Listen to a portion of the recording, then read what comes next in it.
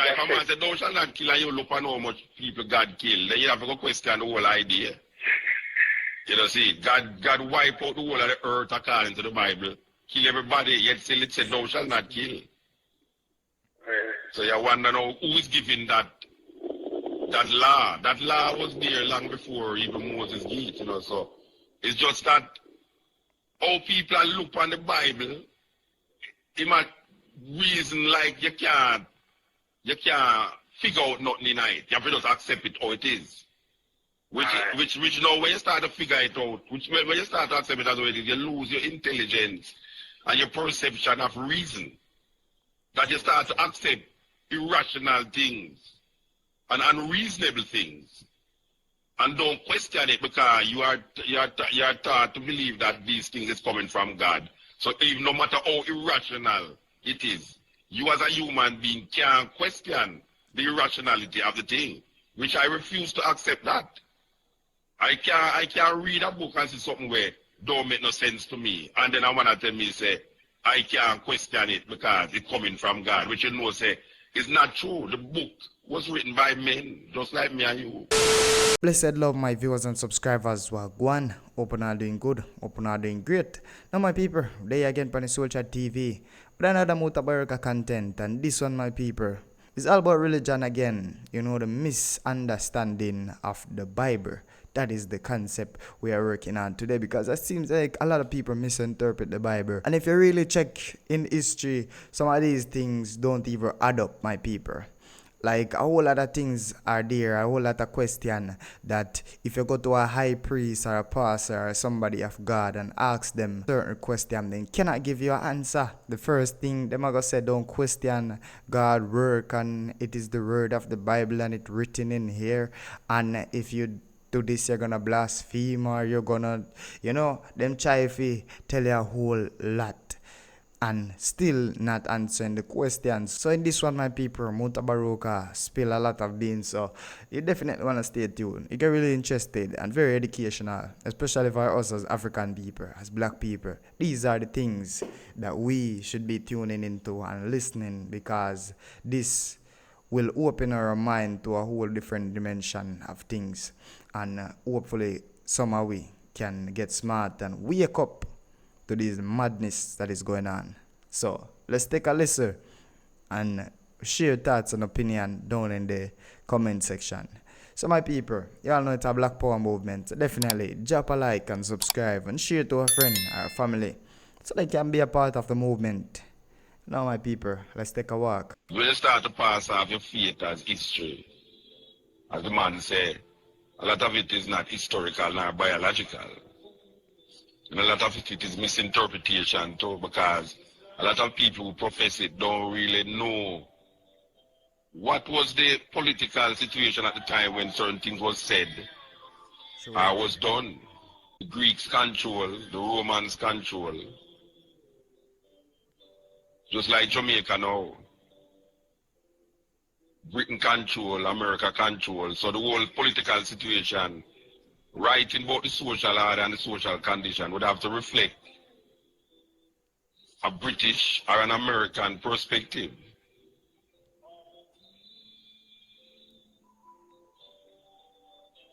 Well, you know them say believe kill and believe cure. Knowledge is the key.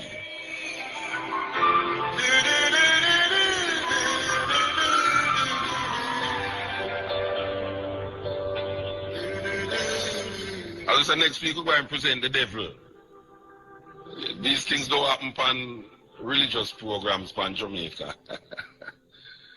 So once again, we kind of divert the program and carry going on next ribs, but opening up your mind. I will hope say your mind opening, you know, and don't just narrate, you know, because it's not about fighting, it's about just looking at it as it is, without interpretations or anything. Just look on it as it is. You understand? Don't try to put your interpretation in there and try to confuse the issue. Just read it and see. Just look on it. A whole lot of people need a good historical background to really understand certain things where him put in history. Because if he had known, or if the ones who believe this thing in this time had known the historical happenings at the time, maybe they would look at things in a different light. Which God is it really that's supposed to be the God that we all must deal with? Is it the God, that warrior God, that God who sent Moses to wipe out people, that God who tell people must kill animals because I love the scent of the dead flesh? Or is it that compassionate God? There's three different levels of God in the Bible, There's three different levels of God in the Bible if you really want to check it. There's as we say, warrior God. There's almost a God. There's a God who distance himself from the people, but him talk through the so-called prophets, that the prophets almost represent him. And then there's this loving God that represented in the New Testament. People always tell us, say, God not change, the same God yesterday, today, and forever. But when you look on the evolution of God, or the concept of God, that is why we have a problem with that concept there. Because if you look on the presentation of God right through, you'll realize that this is a God where evolve. It evolves. And as man evolves, so God evolves. And the reason why you always will have God, because you will always have man. Because man is always searching for that entity outside himself to solve the mystery of life for him. And the three different stages, levels that we see. Can we truly say that the God where Isaiah and Jeremiah did worship was the same God where Moses did worship? Or can we truly say that the same God where Moses did worship manifests himself in the same New Testament idea of Christianity? Because Christianity developed a new kind of God. Christianity developed a new perception of God. Because the God where them say Jesus Christ profess, it wasn't unique to that Jewish under the Roman Empire. Because if you go and travel the eastern continents, the eastern world, you will see that a lot of these ideas did there in Asia hundreds of years before the advent of Christianity. So the idea, not a new idea, is just that because it is written down in a book that is used by the conquerors is able to propagandize their ideas more than the conquered. So when a big empire like Rome decided going to officially take this concept and make it become a state religion, Rome is the conqueror. So obviously it's going to be the dominant idea. And then over the years, wars have been fought to maintain that idea. Many, many wars have been fought to maintain that idea. Even to this day, there's a man by the name of George Bush who is fighting a war right now to maintain that idea. Because he himself declared that he is on a mission from God. Him, George Bush, said that. He is on a mission from God. So say, there's always this concept of God that man have to dominate and to sustain certain absolute power through some, what him want to tell you, some divine intervention, which there's no intervention more than his mind that is perpetuating this consciousness, this thinking. So we are declare now, say, we have to rethink and reevaluate this idea that we have about God. Just like a couple months ago we played this thing named Tomorrow's God. What is the perception of tomorrow's God that we shall have? Is it the perception like what we declare 6,000 years ago, 4,000 years ago, or 2,000 years ago? We have to come up with our understanding based upon what is given to us at this time, with information. You know, we have to search for our heritage as African people also. We can't live out that. So true. In order to shape this concept of God, or this idea of God in at this time, we have to take into consideration our heritage, our African heritage, our environment that we live in and now, and shape that idea out of that. It's a serious thing. We can't just keep taking from and passing down the old time religion. Yeah. The first time I link up. So me I say, what would I like to know is a young youth still and I admire Rastafari to a level, you get me? I love the whole concept of Rasta deal with things. I mean true Rasta still, I don't really mean the nowadays certain youth are just for them a Rasta. So I say the foundation. But like yourself and them couple of the Rasta what I know about the place still. What would I like to know more is the Bible. Is a true story or is just make of something more somebody think and write. The Bible is not one book, you know, it's many books. See, so you can't just look on the Bible as, you know, the Bible. You know, the Bible is a collection of different books written over a different period of time. Yeah. Right? So yeah, me get the level list. Yeah. So in order to understand where I'm going, you have to understand why is it that the man them write when they write what they write and what was happening at the time when they write it. You see, we can't just take it some from the part from 2,000 years and bring it right on yourself. Or 3,000 years and bring it right on yourself. You see, you have things where man say that can hold you. No, like love thy neighbor as thyself. No one couldn't fight against love thy neighbor as yourself.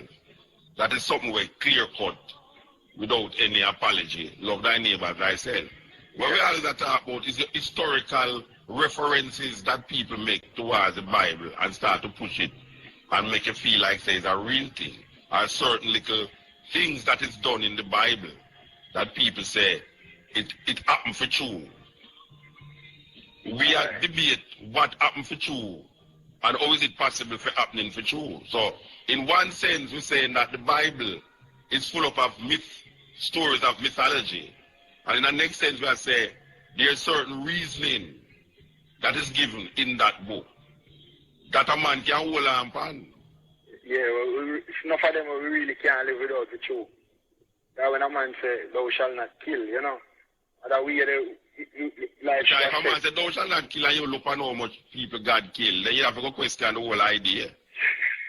You know, see, God wipe out the whole of the earth according to the Bible, kill everybody, yet still it said, thou shalt not kill.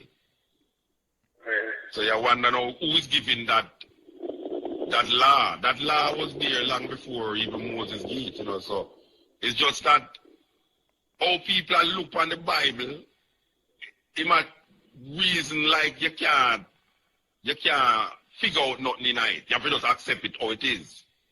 Which now when you start to figure it out, when you start to accept it as how it is, you lose your intelligence and your perception of reason.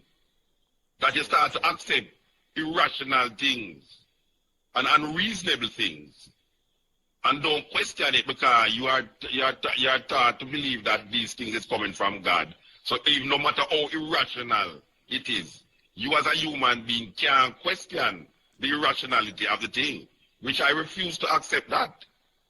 I can't read a book and see something where don't make no sense to me, and then I wanna tell me say I can't question it because it's coming from God, which you know say is not true. The book was written by men, just like me and you.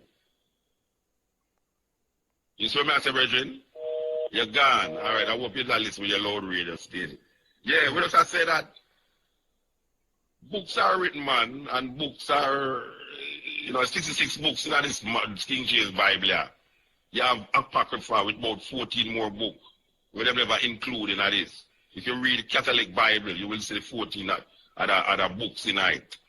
You know, we have said that We can't just accept things because it's in our book. And we were told that is God. Word. Oh, so much discrepancies in the book, God word. When you look on it, there's so much discrepancies. And that evil, it has showing them. I mean, like, man has steer upon the madness, you know. He must steer upon the discrepancies, you know. And I try to tell you, say, boy, right now, yeah, but discrepancies to you, but to God are not discrepancies. So you have to just allow it because you know, say, God right that. So you can't go question that. Who is you as a mere man to go question the word of God? That is what them all with all the while. Them all with that reasoning they all the while say, you can't question nothing in the Bible because the Bible is the word of God.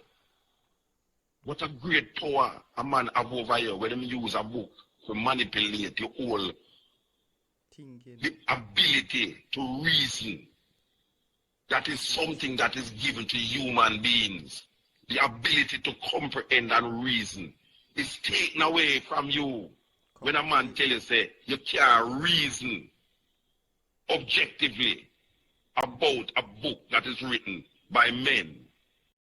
It's really a powerful, agonizing state of affairs when you really check it. You know, who is you to come talk about that, question this and question that? You know, when a man tell you, why the sun, Joshua command the sun to stand still. And he said that insinuates that the sun did not move. What kind of man? You know, I reason with an intelligent person that I did about this thing here. A daughter from Ethiopia. I sit down with this daughter from Ethiopia and I say, sister, you're intelligent. And you seem to can reason out and rationalize things. So when it comes to this irrational line, you give it up to God and say, well, if you are reasoning, is it in the Bible? I'm going to say, yeah, then in the Bible. She said, well, from it is in the Bible, it's true. She said, maybe the sun not moving now, but at that time, the sun was, this is a daughter who is very, I mean, she can reason. But when it comes on to the Bible now, and to reason out how the hell a man can stop the sun, to make the sun stay still. What magnitude of power him have? She said, God, and God can do anything, which is the normal reason that most Christians give you, who lose all perception and perspective of reasoning.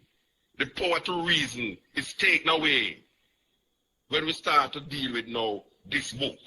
Serious matter. How is it possible that normal, sensible, so-called sensible people can be so irrational when it comes on to a book named the Bible? Yet still they will question every other book.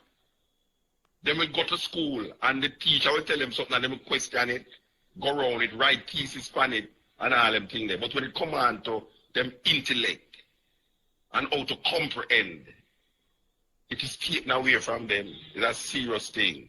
Very, very serious position. Well, my people, we have made it to the end of the video. So let me know what you think about it down in the comment section.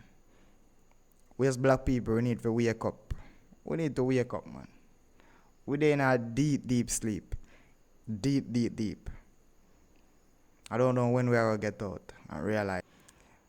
So I want to leave on the thoughts and maybe you want to think about this. You all know it's a Black Power movement, so definitely drop a like and subscribe. Share it to a friend or a family so they can be a part of the movement. Now my people, catch you in the next one. Irie.